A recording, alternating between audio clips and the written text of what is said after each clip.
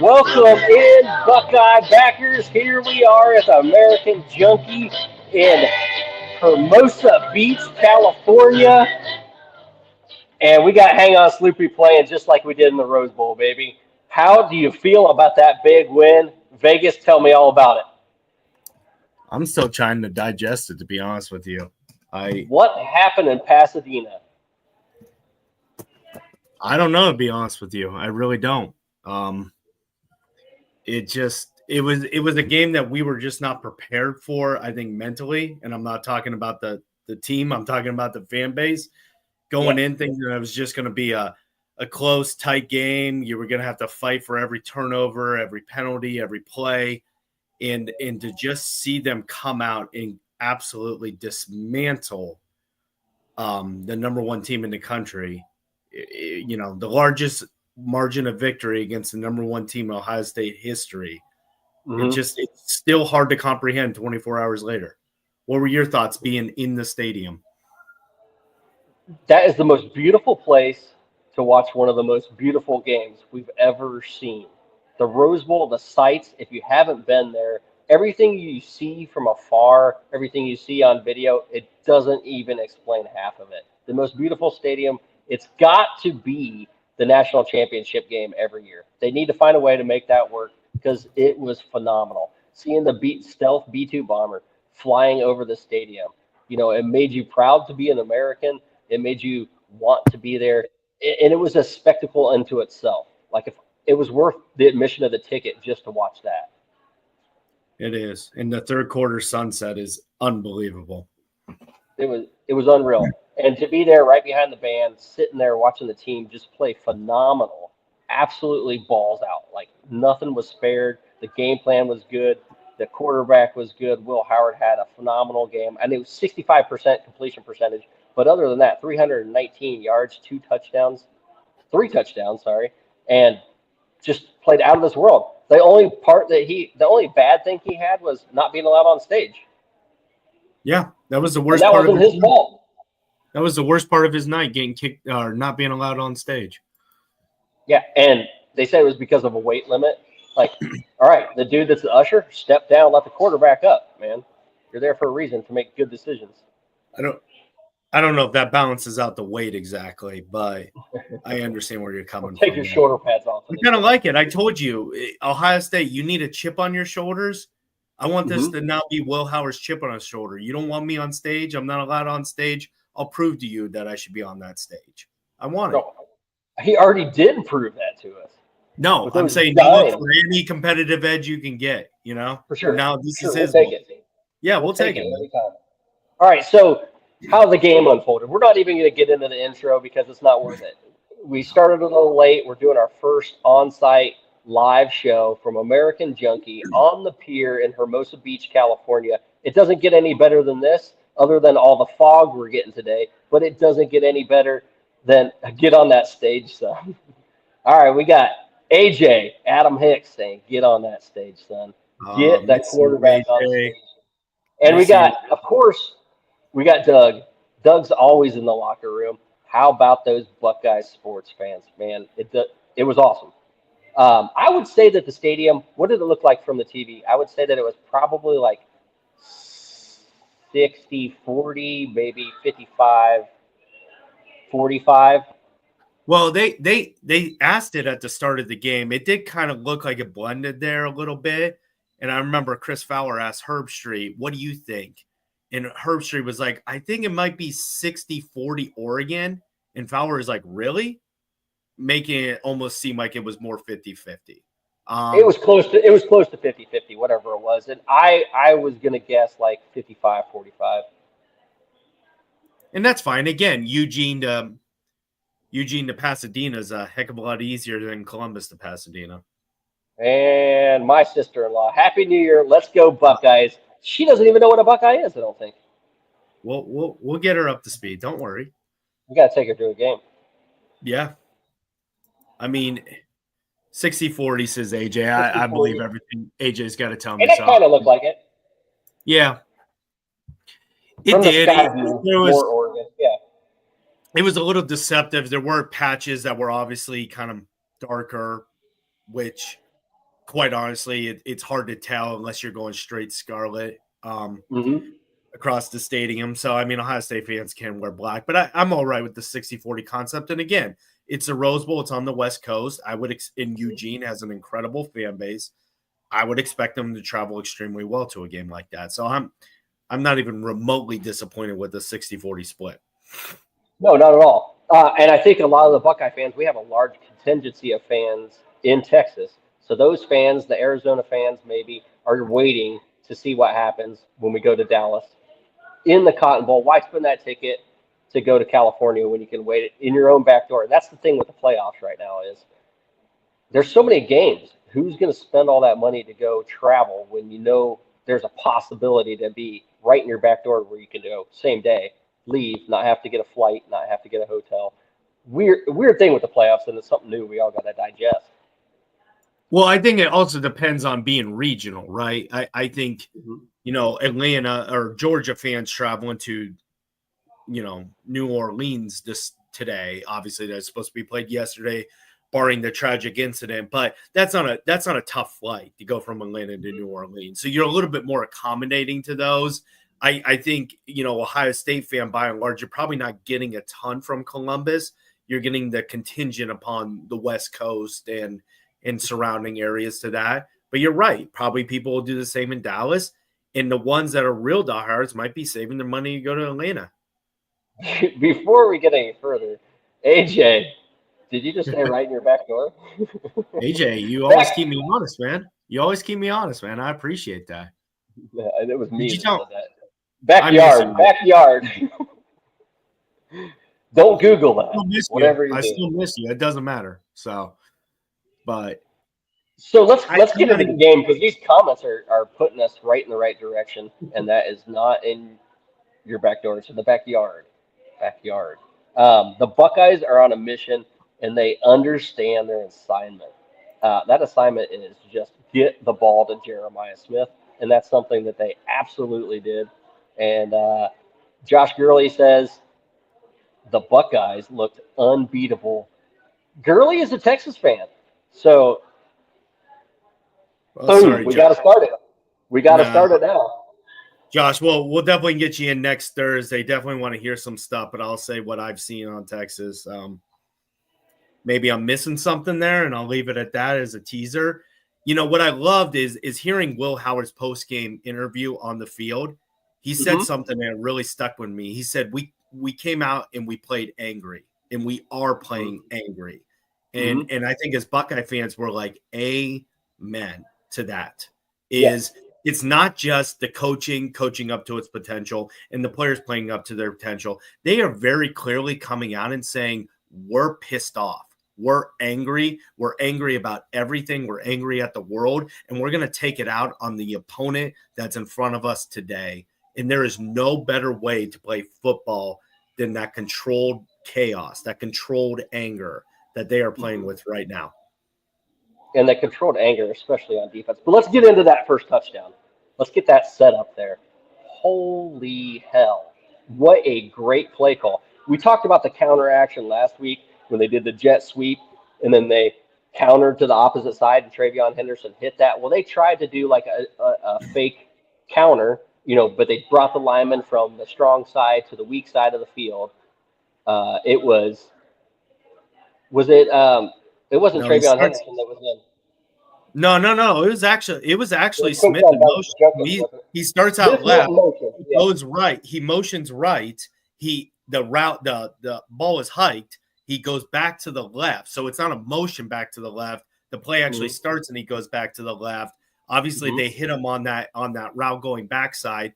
And then if you look, but it was Quinshawn Junkins that did the counter, and they pulled both linemen to the right side of the field. Then you got Smith going to the left. It held those linebackers. Those linebackers stayed there. And then once you get Smith in one-on-one, good night. He walked in the end zone from like 15 yards out. Well, we're going to hit on this throughout the show, but there was a common theme as we both went back and watched the game again a second time. And it was the clear differentiation of safety play in this game. And you saw it you saw it prevalent on that first play where you see G. Scott, great block. Carnell Tate, great block. So they're blocking their guys to the left of the sideline, and it's one-on-one, Smith and the safety. He just blew past him. It looked like that safety thought that he had a P on his helmet because he was playing Purdue, because if he was, he would have made that tackle. It's not Purdue. Speaking of that, they're getting the safety from Purdue, the All-American. He is really good. He is really good, but he wasn't in the game today. And it was very clear that safety grossly underestimated the speed of Jeremiah Smith, because he had a chance to close that gap, and Jeremiah blew right past him. And it was a play design, and you have to tip your cap to Chip Kelly on a lot of this as we start diving into these series. It was very clear Oregon's defense had no idea who they were matched up against. And you know darn well for 10 days, everybody on the defensive side of the ball is, where's number 4? Where's number 4? Always locate number 4, work your defense off of there. Chip Kelly was putting him in such unique positions that they were losing track of Jeremiah Smith. And darn well Oregon wanted to target him. So the fact that Chip Kelly was really building off the Tennessee game and putting his best players in positions to make plays clearly shows that the coaching staff is getting it. Absolutely. I mean, they know they got to get the players the ball in space, and they did a phenomenal job the last 2 games. I don't think you could call it any better than that. Perfect game plan, perfect execution. Like we said, Will Howard had 319 yards and 3 touchdowns in a Rose Bowl, where this was supposed to be the number 1 team in the nation. And that's where I don't want to give all the credit to Chip Kelly like I really think it was in the first game. I think it was. The play calling was great, but you start going just to the second drive, right?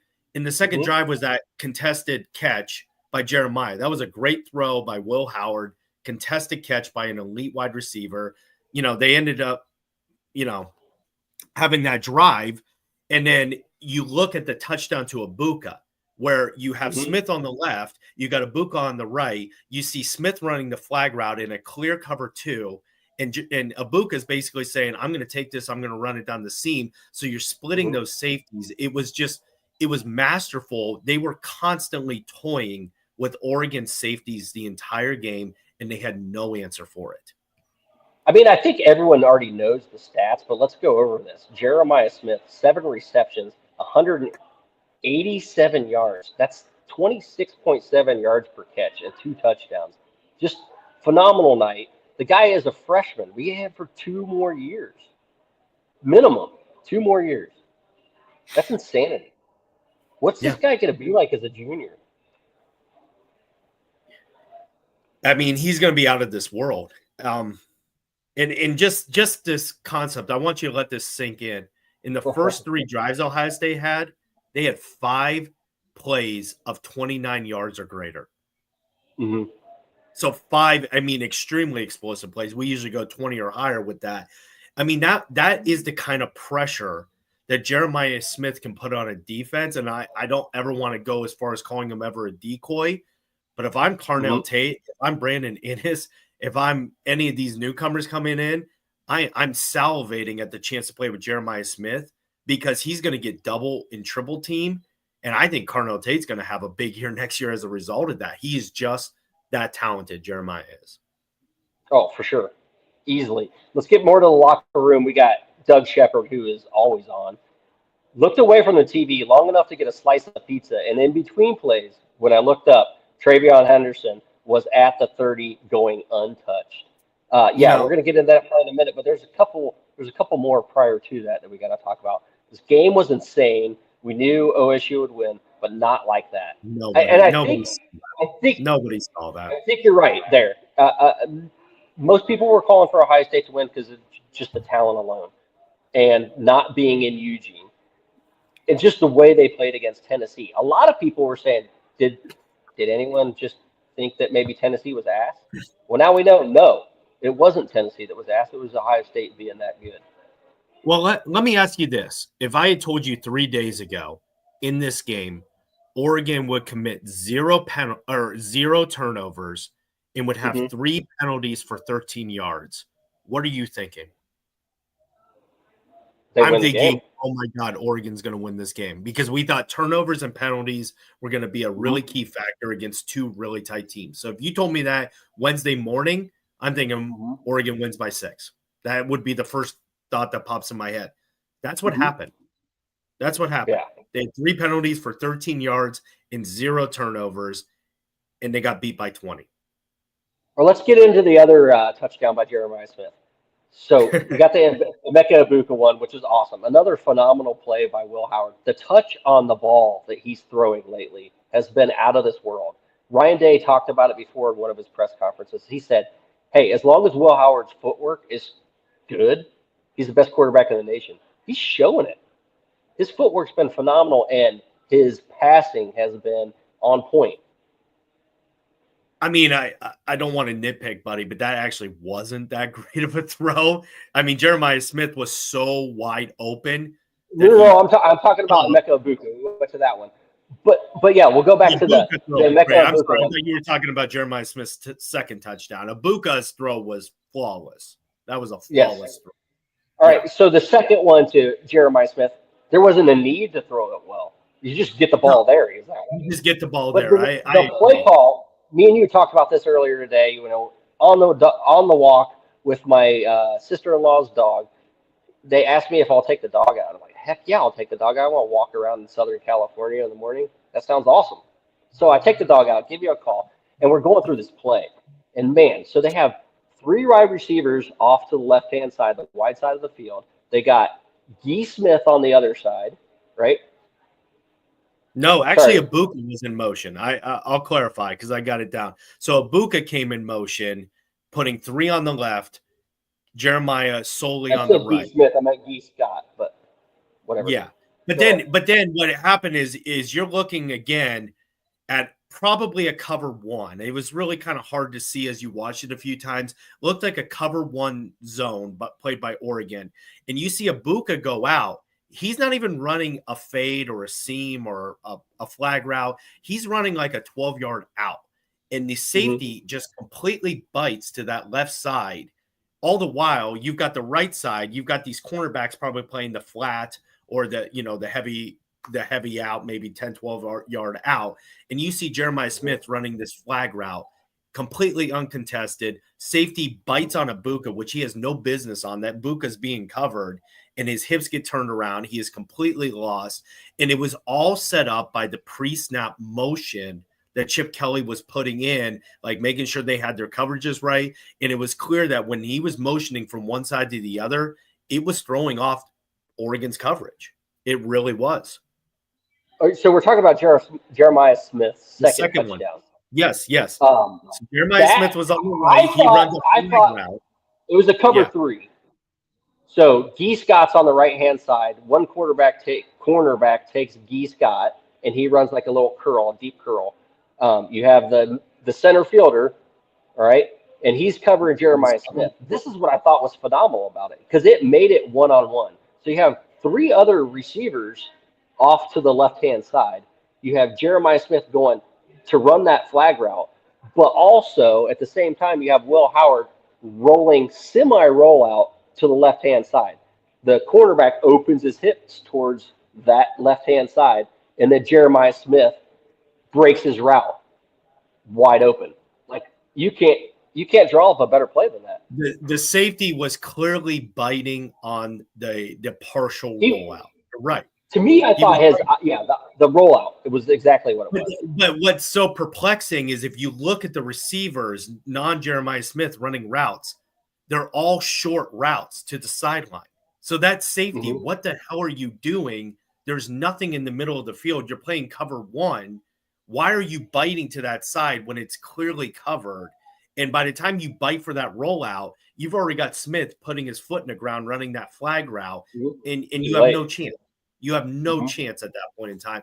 And that's, again, where it felt like the Oregon safeties either were getting lost in the coverage or they weren't trusting what their front, what the cornerbacks, what the linebackers were supposed to be covering there. It felt like just utter confusion based off the pre-snap motion.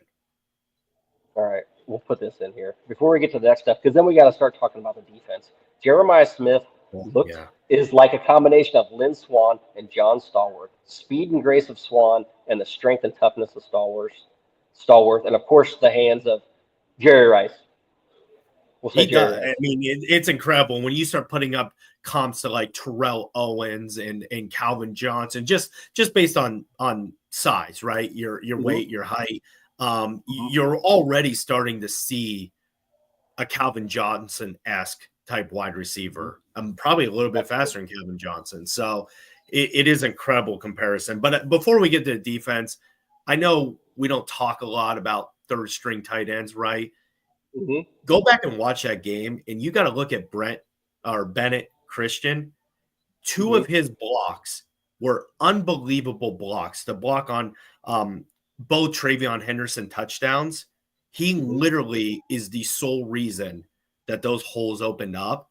So you're having your third string tight end blocking at an elite level to open holes for your players. You got to – I had to get a shout out on the podcast for that because people don't notice it. I went back a second time and just got to watch it and kept rewinding it. And the blocks that he was putting up were incredible. So just you're seeing a complete team effort on the offensive side of the ball, and it shows when your third string tight end's doing that. It's amazing, man. It's amazing. Everything all around. Everyone played good. Let's get back into the defense. Because, first, let me talk about Travion Henderson. You talked about it. 8 carries, 94 yards, 11.8 yards per carry, and 2 touchdowns. Yeah. Phenomenal. And no one's even talking about him. I mean, Quinshawn had 17 for 85, dude, and no one's talking about him.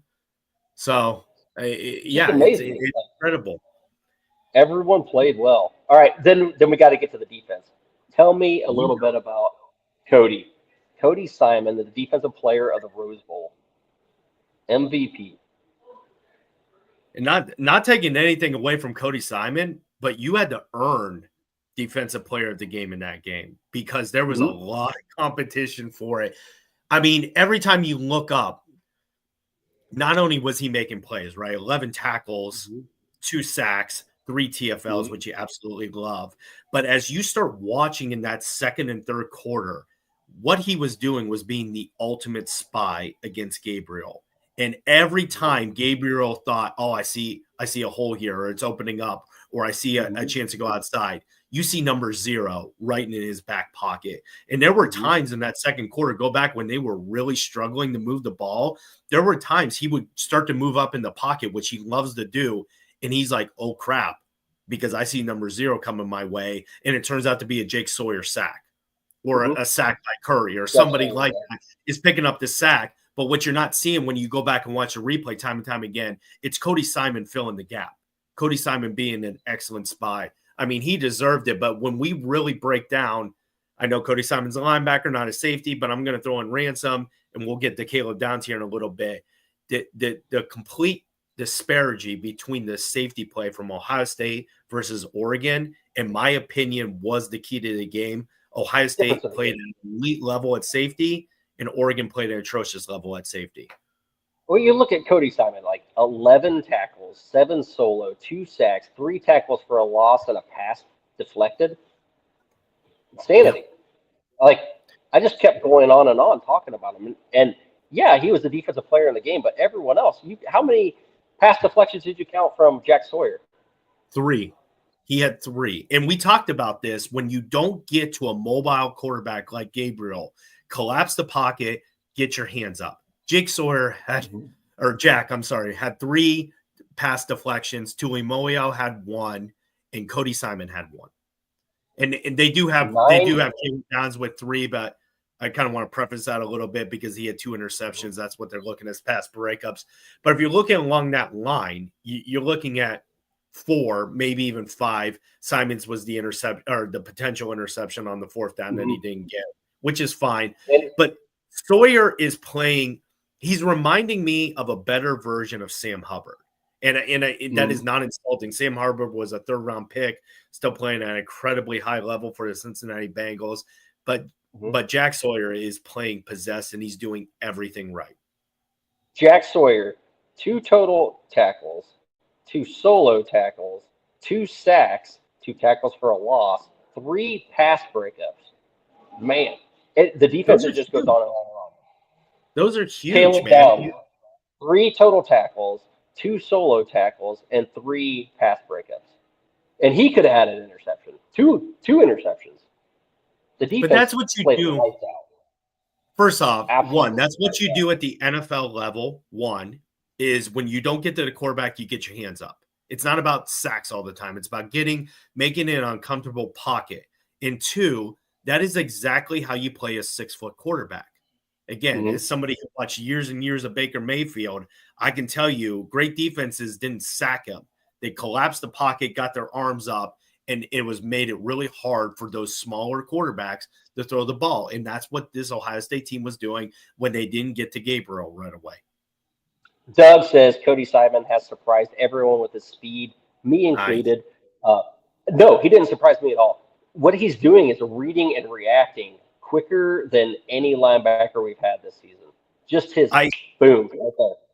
If you he knows where he's going. I know Simon's a linebacker. I keep thinking of he played like this hybrid. We'll get into the Rover comment later, but when you actually go back and watch where the gaps were opening up, especially on pass plays, you were seeing Ransom, you were seeing Downs, and you were seeing Simon filling those gaps like linebackers.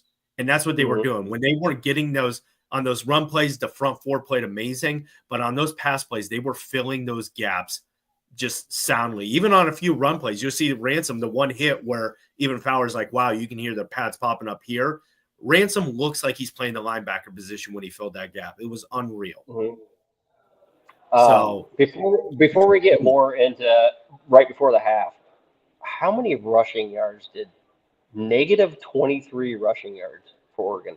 8 sacks. Didn't get 1 sack last time. 8 sacks this time around. Wow. By the way, let's build on that. So Oregon's first 13 games this year, 13 total sacks. Ohio State had 8 in this game. So they almost equal Oregon's season sack total just in this game. That defensive line has come alive, man. Jim Knowles, everyone needs credit. Everyone, the whole team. Like I said it before against Tennessee, and people thought, all right, Tennessee doesn't have their best running back in the game, the guy who led their team throughout the season. So I was like, yeah, maybe Tennessee was just ass. Well, they weren't. They obviously weren't. And Tennessee fans were even saying it on Twitter. They're like, oh, we got beat by less. We're a better team. It was just kind of funny. And obviously not. Now that Georgia's lost to Notre Dame, the SEC is looking garbage. They're not having a strong year. They're mid. They're all mid. Yeah. Everyone in the SEC is mid. And it's a shame because quite honestly, these Oregon, Ohio State, in my opinion, are the 2 best teams in college football this year. And it's a shame that they had to play in the second round. And we can get into this in the second half of the program, but if you realize all 4 teams with the bye are now out. It's 5 versus 8 and 6 versus 7. So probably some tweaking is going to happen to the playoff format when you see 5, 6, 7, 8 in your final 4. I don't think it's good to have that bye. If you're a hot team, you do not want to take the bye off. If you have things to work on, like Ohio State did after the loss to Michigan, you want that time. Right? But if you're flying no problem, like pedal to the metal, you don't want time off. You got to keep that momentum. Like we talked about before, football's an emotional game. When you got those highs going, when you got that momentum going, you want to keep it. That time off just makes you stiff and makes you come back out and start slow. I don't know. I mean, let's put it this way. Georgia didn't have their starting quarterback. They've looked mid the entire season. That is not the Georgia team. Their schedule was the difference. It was brutal. No, I'm not saying they shouldn't have been the 2 seed. I'm just telling you. Georgia didn't have their starting quarterback, looked very pedestrian against Notre Dame. Boise State's not a 3 seed. Arizona State's not a 4 seed. So this narrative is blown out. And guess what? Oregon, in my opinion, is still one of the best teams in the country. In fact, I think they could beat anybody else. You just ran up against a buzzsaw. You ran up against a team playing angry and a team that has the same level of talent you do. This is not a knock against Oregon, what happened. bad luck. That's all it is. You just weren't going to win that game. The Cleveland Browns couldn't have beat Ohio State on Wednesday. That's how high Ohio State's playing right now. This is what we got to get into here. Did you all Yes. get nervous with the scores before and after half by Oregon? You know what? This is the one nitpicking situation I'll have. I believe that there was 8 minutes, somewhere around 8 minutes on the clock when Ohio State started that drive to get the field goal from 31 to 34 to nothing. And it was second down. They took 2 shots deep after driving the ball all the way down the field, showing their toughness running the ball. And they took that shot to, was it Tate? On one side of the end zone. Second down was Tate. Second down was Tate. Yeah. Those aren't shots you take to them. That's a Jeremiah Smith shot. You don't throw that. That's not a throw that you make. You continue to run the ball down their throat, take time off the clock, instead of trying to score with people that aren't your deep possession receivers. Yeah. That's my only knock on the game. That's my only knock on the game. Well, I want them to continue pounding the ball. What we all wanted in the Michigan game, we didn't get, but we got it in the Tennessee game, and we wanted to get it at that point in the Oregon game. Run the ball down their throat. Once you've made them submit to your will. Like, that was the time that they needed to just cram the ball down their throat. No, I understand it, but I would say to flip that a little bit.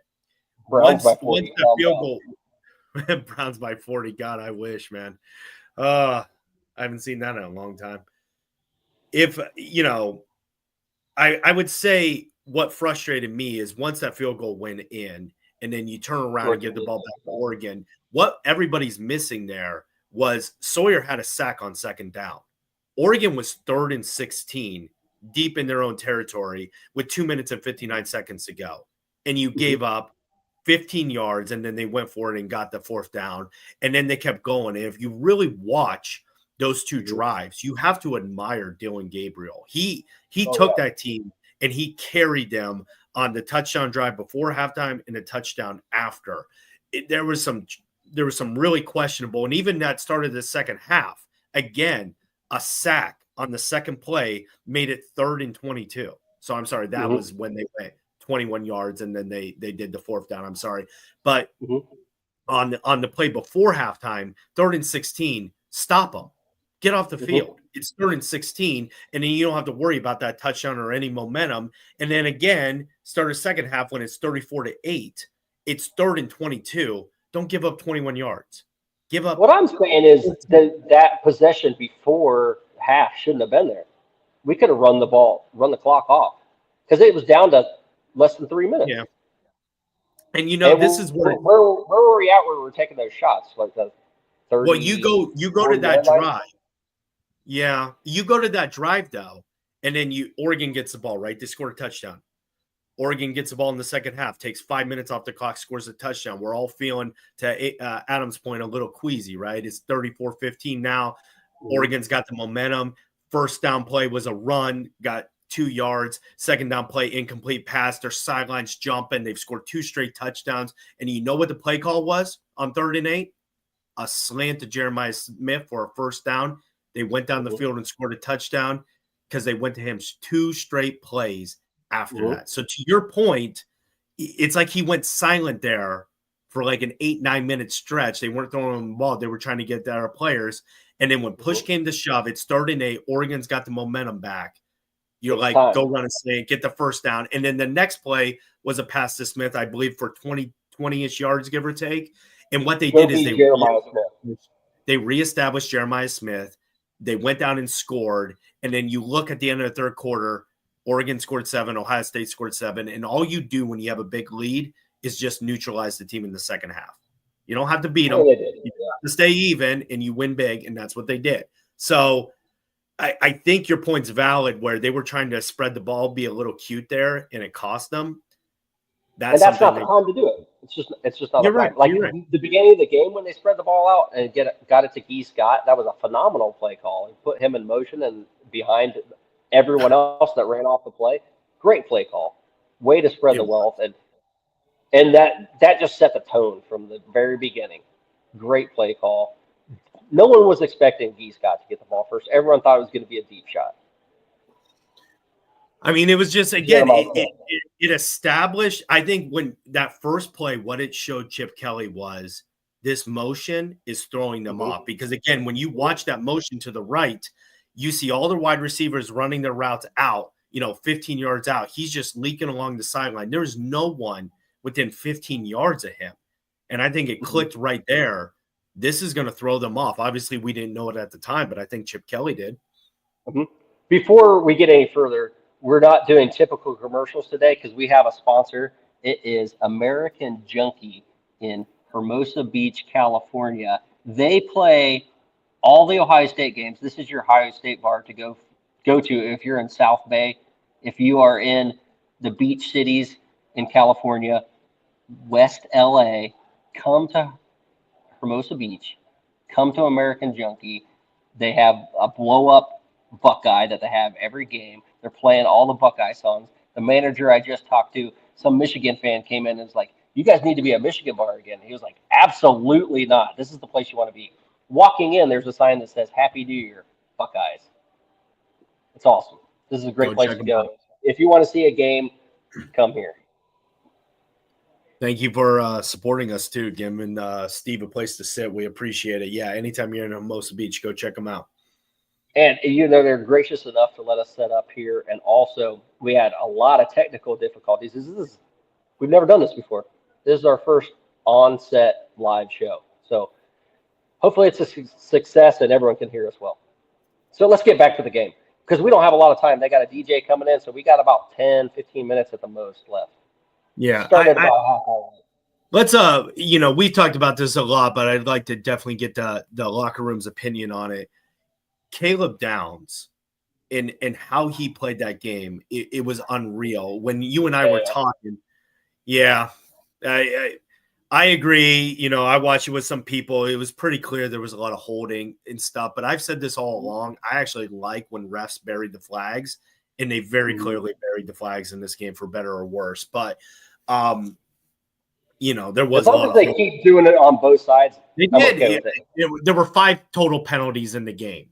2 for Ohio State, 3 for Oregon. So they were fair. They buried their flags. They said, let these 2 elite teams battle it out. I respect that. But, I really want to talk about Caleb Downs. It was such a unique defensive philosophy in that game where you could look at it in times and say, well, it looks like they're playing cover 3.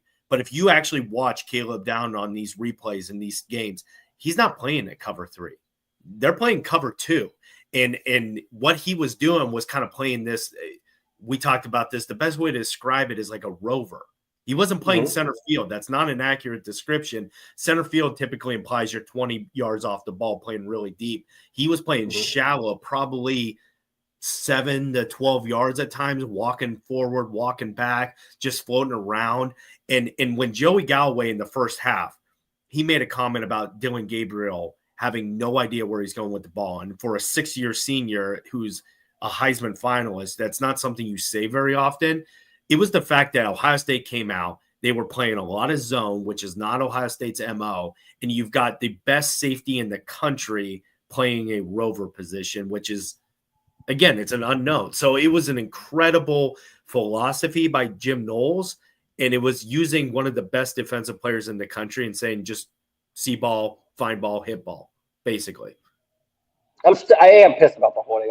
Mateo, I don't like it, but if they're not calling on both sides, I'm okay with it. Caleb Downs is a human security blanket. He was playing wherever he wanted. Everything was, you just go get ball. Like you kind of talked about the rover position. They let him come up as far as he wanted.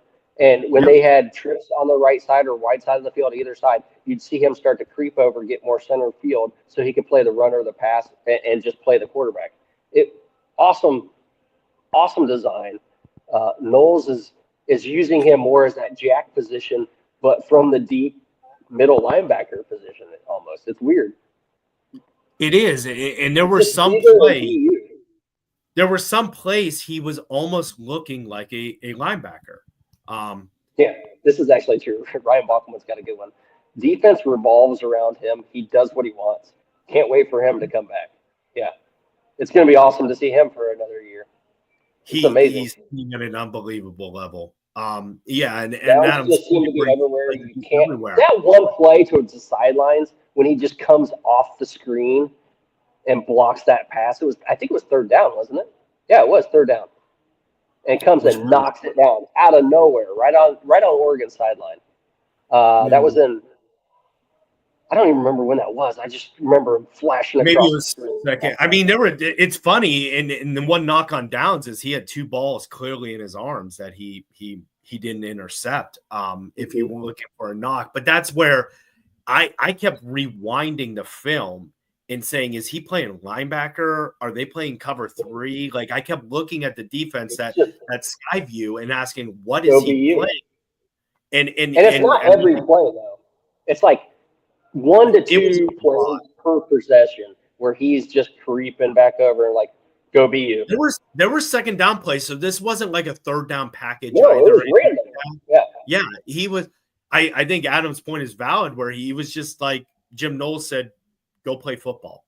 Like, I'm not even going to give you an assignment. Just go play football. That's almost what it felt like. Just go be an athlete. Yeah. Caleb always downs. You want to cover the B gap? I'm downs. You want to cover the slot? I'm downs. You want to play the jack? I'm downs. Well, what I liked about it too, again. So we got the defense and the offense. We got the always open and the always downs. Yeah, and what I liked with the commentary from Fowler and Herbstreit as the game was getting a little out of hand was they were talking about how Caleb Downs came to Ohio State and how him and Jim Knowles basically sat for 3 hours and talked it through. And it's like Downs wasn't committed until he heard the philosophy.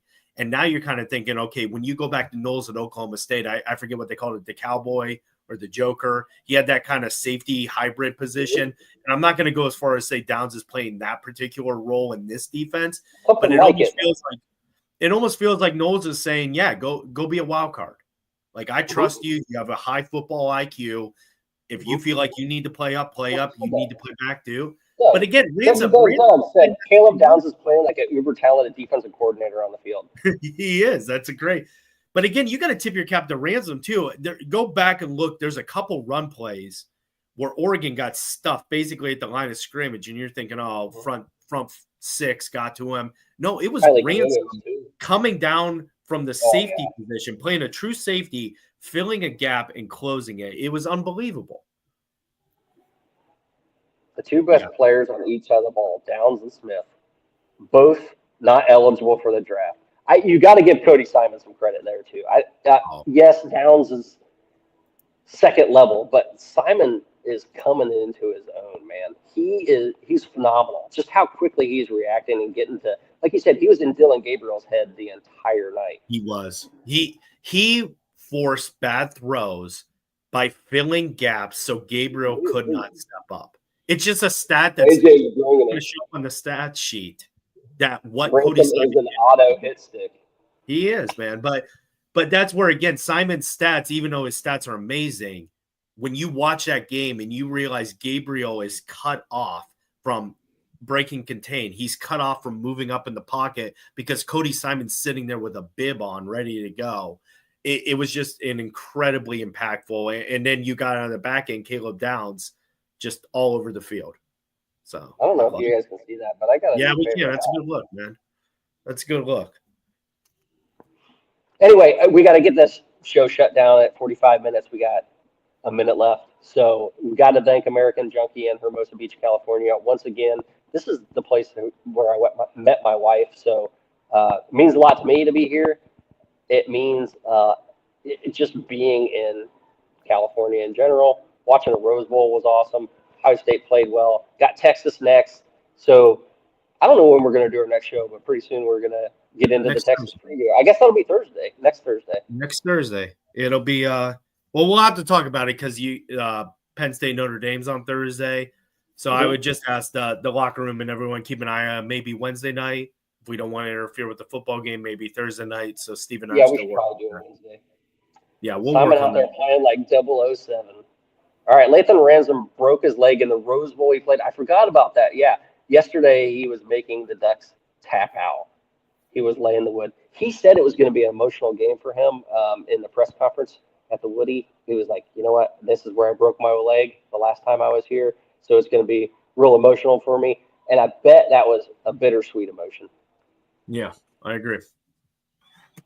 Auckland, Thank you, good Ryan. show, I guys. appreciate A couple more compliments for us. Good show. Yeah, Thanks, guys. Thanks for bringing it to us. appreciate it. Thanks for joining us. The locker room was on fire today, and we got to get out of here, man. God bless everyone. Happy New Year. Happy New Another Year. Bucks game, and we're going to be the favorites. Odds. Go actually get that for us. You talked about it. What Mine. was the starting line for Ohio State, Texas, and what is it now?